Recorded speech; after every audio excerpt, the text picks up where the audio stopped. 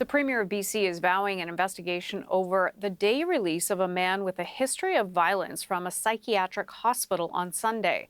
The 64-year-old is accused of stabbing three people later that same day at the festival in Vancouver's Chinatown. Let's bring in Sarah Galashan, who's working on this story. Sarah, what more can you tell us about what Premier Eby had to say? Well, Premier Eby at an unrelated event talked about how this festival was meant to celebrate the resilience of the Chinatown community in downtown Vancouver. And he said, and you touched on this, he is angry about what ultimately did happen. There were three people who were stabbed at this event, a husband and wife in their 60s, a woman in her 20s. This was just before 6 p.m. on Sunday, and there was a large crowd there. They were taken to hospital with non-life-threatening injuries. The Premier saying he's white-hot angry about the fact that this happened, given what has come to light in terms of the circumstances surrounding the suspect in this. The 64-year-old man that they have in custody is a man by the name of Blair Evan Donnelly. And it's come to light that he was out on a day pass from a forensic psychiatric hospital in Port Coquitlam. Now, in 2008, he was in Kitimat, British Columbia, so certainly further north. He was found at that time not criminally responsible for the 2006 killing of his 16-year-old daughter because of a mental disorder. The Premier has strongly indicated that this is the same person here, and this is a little more about what we heard from the Premier about why he is so angry that this has happened. I am so angry.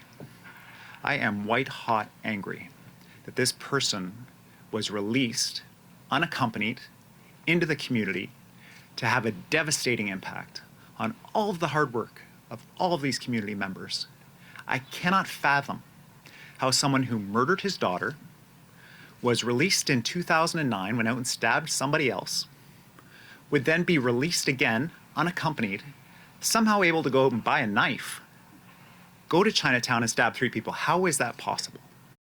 So, Sarah, you can really hear the anger from the Premier there. What's next? Well, he says that he's not letting this go and that he's going to be an independent investigator appointed to this situation to determine exactly how decisions were made as to why that day pass was granted, under what were the reasons, what were the parameters, and how do we prevent something from this happening again. He says to that point, he will work to ensure no similar day passes under similar circumstances are granted to individuals that might present a danger to the community.